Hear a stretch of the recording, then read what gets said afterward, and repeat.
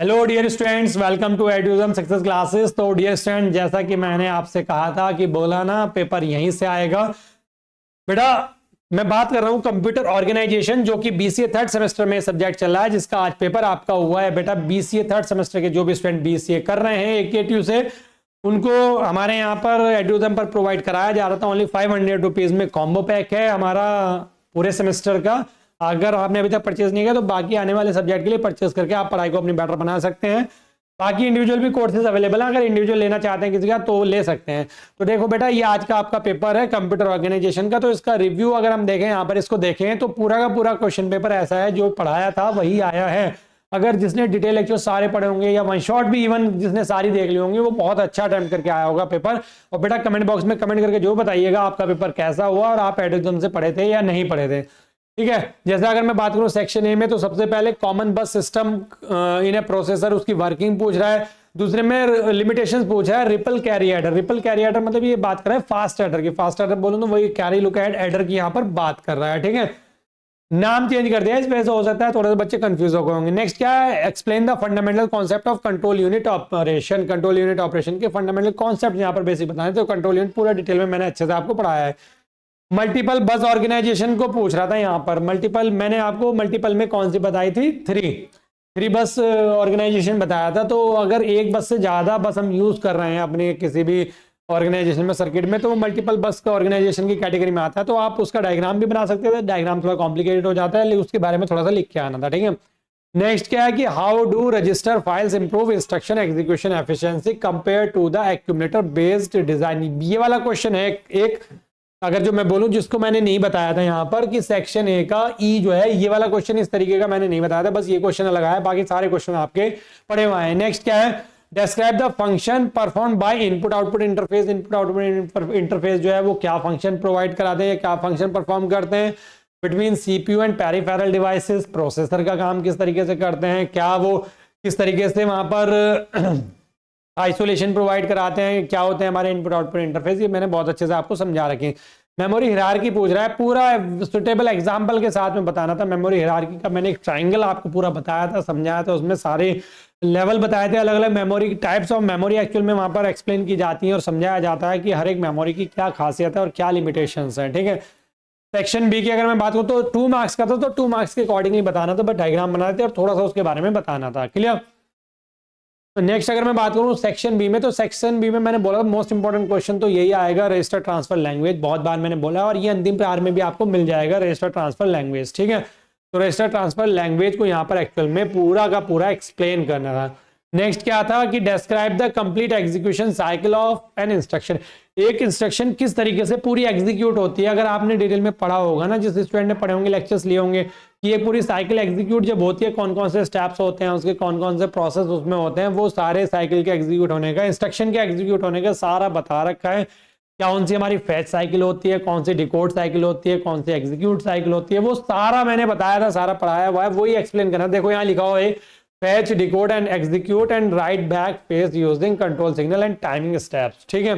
Next कह रहा है कि डिस्क्राइब स्टैक ऑर्गेनाइजेशन। 2 ऑर्गेनाइजेशन थी आपके सिलेबस में, दोनों बताई थी, 3 बताई थी बल्कि इवन मैंने तो, जनरल रजिस्टर ऑर्गेनाइजेशन और स्टैक ऑर्गेनाइजेशन। स्टैक ऑर्गेनाइजेशन यहाँ पर बताना था और उसमें क्या करना था, कंपेयर करना था जनरल रजिस्टर ऑर्गेनाइजेशन से, क्लियर। नेक्स्ट क्या है, describe interrupt handling in detail. Interrupt handling भी मैंने बता रखा है, इंटरप्ट भी बता रखे हैं सारे। Explain interrupt priority, masking and sequence of event during interrupt servicing. मतलब क्या सीक्वेंस होता है, क्या मास्किंग होती है। मास्किंग के बारे में, मास्किंग भी मैंने बता रखा था। मास्किंग, मास्क इंटरप्ट और अनमास्क इंटरप्ट भी हमारे होते हैं। प्रायोरिटी किसकी है, उसके अकॉर्डिंग किस तरीके से काम करता है, पूरा इंटरप्ट के बारे में बताया था यहाँ पर। नेक्स्ट कैच मेमोरी यहाँ पर पूछ रहा है, explain cache memory organisation, discuss mapping techniques, replacing policies and write strategies in detail. यहाँ पर कैच मेमोरी को ये डिटेल में पूछ रहा है। ये आपके सिलेबस का इवन पार्ट नहीं था यहाँ पर, क्योंकि ये जो मैपिंग टेक्निक्स है ये आपके सिलेबस में मेंशन नहीं थी, बस कैच मेमोरी थी। इसलिए मैंने मैपिंग आपको नहीं बताया, बीटेक का पार्ट हो जाता है। थोड़ा सा लेवल जो है ना आपके पेपर का, अगर स्टूडेंट पूछ रहे हो, समझ रहे हो, यहाँ पर जो भी सुन रहे हैं उनको मैं बताता हूँ, लेवल जो था पेपर का मॉडरेट टू हार्ड थोड़ा सा कह सकते हैं। ये इसको इतना इजी पेपर नहीं बोलेंगे, लेकिन जो एडुजम से पढ़ के आया होगा वो बहुत अच्छे से करके आया होगा, ठीक है। उसके लिए इजी टू मॉडरेट होगा। नेक्स्ट क्या है, बूथ एल्गोरिथम का न्यूमेरिकल ना देके थ्योरी पूछ ली। थ्योरी में भी क्या पूछ रहा है, एक्सप्लेन करा है डिटेल में। तो बेटा यहाँ पर जब आप समझाएंगे इसको तो एक एग्जांपल खुद से लेके चलेंगे। तो मैंने बताया अभी था जब एग्जांपल कराए थे बूथ एल्गोरिथम के कि बेटा अगर एग्जाम में इस तरीके से पूछ लेता है डायरेक्ट बूथ एल्गोरिथम, तो ये वाला ही एग्जांपल लेके सॉल्व करके बताते चलना स्टेप बाय स्टेप। तो वही चीज इसने पूछ ली थी, तो बहुत सारे स्टूडेंट तो यही करके आए होंगे। वरना अर्थमेटिक लॉजिक शिफ्ट यूनिट जो है उसका एक ब्लॉक डायग्राम था, देन उसको एक्सप्लेन करना था। दोनों ही क्वेश्चन बहुत ईजी थे यूनिट नंबर 1 के सेक्शन सी में। तो जो भी आपको अच्छा लगा होगा आपने कर दिया होगा। मेरे अकॉर्डिंग पहले वाले पे जाना चाहिए था, मार्क्स अच्छे मिलेंगे। नेक्स्ट क्या है कि माइक्रो इंस्ट्रक्शन सीक्वेंसिंग बहुत बताया था मैंने, सब बता रखा है। ये सारे टॉपिक्स ये सारे के सारे आपको अंतिम प्रहार में भी मिल जाएंगे। Explain micro instruction sequencing in a micro program control unit, discuss wide branch addressing, next address field and the role of the micro instruction prefetching. तो माइक्रो इंस्ट्रक्शन प्रीफैचिंग छोटे छोटे टॉपिक थे, मैंने हर एक टॉपिक ये बता रखे। नेक्स्ट एड्रेस फील्ड भी बता रखा, वाइड ब्रांच एड्रेसिंग भी बता रखे हैं, ठीक है। नेक्स्ट क्या है, compare hardware control and micro program control unit. दोनों जो कंट्रोल यूनिट है ये मैंने आपको करा भी रखा है। कंपेयर मतलब डिफरेंस भी बता रखा है दोनों का। Explain their design approaches, speed differences, flexibility and real world application. मतलब इनको कंपेयर ही करना था यहाँ पर और इनके डिजाइन अप्रोचेस एक्सप्लेन करने थे। स्पीड डिफरेंसेस, कौन सी किसकी स्पीड ज्यादा होती है, कौन सा एक्चुअल में कॉम्प्लिकेटेड होता है डिजाइन में, कौन सा फ्लेक्सिबल होता है, कौन सा रियल वर्ल्ड एप्लीकेशन है। तो ये सारी चीजें मतलब डिफरेंस बताना था एक्चुअल में यहाँ पर। नेक्स्ट अगर मैं बोलूं इस वाले में, अगर बेटा आप पहले वाले क्वेश्चन के साथ गए होंगे तो ज्यादा बेटर रहा होगा, और आप मैक्सिमम स्टूडेंट पहले वाले क्वेश्चन के साथ गए होंगे। यहाँ पर अगर मैं बात करूं कि एक्सप्लेन वेरियस एड्रेसिंग मोड, तो मैंने बहुत सारे एड्रेसिंग मोड बता दिए थे, 7-8 इस आपको, ठीक है। इसमें क्या पूछा है नेक्स्ट आपको कि how do addressing modes influence instruction flexibility, program size and execution speed. मतलब एड्रेसिंग मोड्स पूछ रहा था। एक्सप्लेन वेरियस एड्रेसिंग मोड, मतलब सारे एड्रेसिंग मोड थोड़े छोटा उनके बारे में बताना था। नेक्स्ट उसके बारे में थोड़ी सी चीजें इन्होंने और पूछ ली कि वो इंस्ट्रक्शन की जो फ्लेक्सिबिलिटी है उसको किस तरीके से इन्फ्लुएंस करते हैं, और प्रोग्राम साइज और एग्जीक्यूशन स्पीड को, ठीक है। नेक्स्ट क्या है, रिड्यूस इंस्ट्रक्शन सेट कंप्यूटर। ये तो RICS बताई, RISC भी बताई रखा था, और इसको देखो CISC से कंपेयर भी करा रखा, ये भी चीज मैंने आपको बताई है, ठीक है। नेक्स्ट क्या था, डीएम में तो आना ही था, दोनों में डीएम में दे दिया। देख लो क्या पूछ रहा है, explain the concept of an input processor, how does it differ from DM में, discuss the role in large scale computer system. और दूसरे में डीएम में ही पूछ लिया, डायरेक्ट मेमोरी एक्सेस।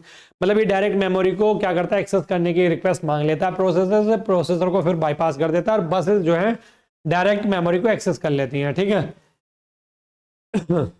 नेक्स्ट क्या था बेटा आपका लास्ट यूनिट से, explain memory management hardware in modern process, discuss the role of MMU, TLB and protection mechanism. यहाँ पर ठीक है, मेमोरी मैनेजमेंट हार्डवेयर तो मैंने आपको बता रखा है बेटा, MMU भी बताया था, TLB और जो प्रोटेक्शन मैकेनिज्म ये नहीं बताया मैंने। तो यहाँ पर मैं ये चीजें जो चीज नहीं बताई वो एक्सेप्ट की, लेकिन दूसरा वाला तो पूरा बताया है। क्या है कि explain virtual memory concept, describe paging mechanism बताया था मैंने, पेज टेबल्स बताया था, और एड्रेस ट्रांसलेशन हार्डवेयर भी। अगर आप में से जितने भी स्टूडेंट ऐसे हैं जिन्होंने डिटेल लेक्चर लिए हैं और जो पढ़े हैं अच्छे से, वो बहुत अच्छा करके आए होंगे। लेकिन जो हल्के में लेके गया होगा उसका पेपर आज का इतना बढ़िया नहीं हुआ होगा।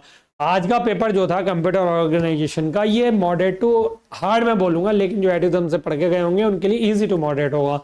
इजी था पेपर, इतना कुछ टफ नहीं था। लेकिन हाँ कुछ क्वेश्चंस ऐसे थे, तो जैसा कि आपके साथ AK2 हर साल कर ही रहा है, पिछली बार भी जब आप फर्स्ट ईयर में थे तो फर्स्ट ईयर का क्वेश्चन अगर आप देखें फंडामेंटल ऑफ कंप्यूटर का तो बहुत अलग लेवल का था, जबकि इस बार जो आया है फंडामेंटल ऑफ कंप्यूटर का वो बिल्कुल अलग लेवल का, बिल्कुल ईजी लेवल का है। तो आप फर्स्ट बैच हैं AK2 के जो BCA वाले स्टूडेंट हैं, तो आपके साथ थोड़ी सी नाइंसाफी तो हो रही है, लेकिन कोई बात नहीं, अगर आप एडिज्म से पढ़ रहे हैं तो बहुत अच्छा स्कोर करेंगे, टेंशन नहीं लेने का, पढ़ने का बहुत अच्छे से। मिलता हूँ नेक्स्ट वीडियो में, तब तक के लिए थैंक यू।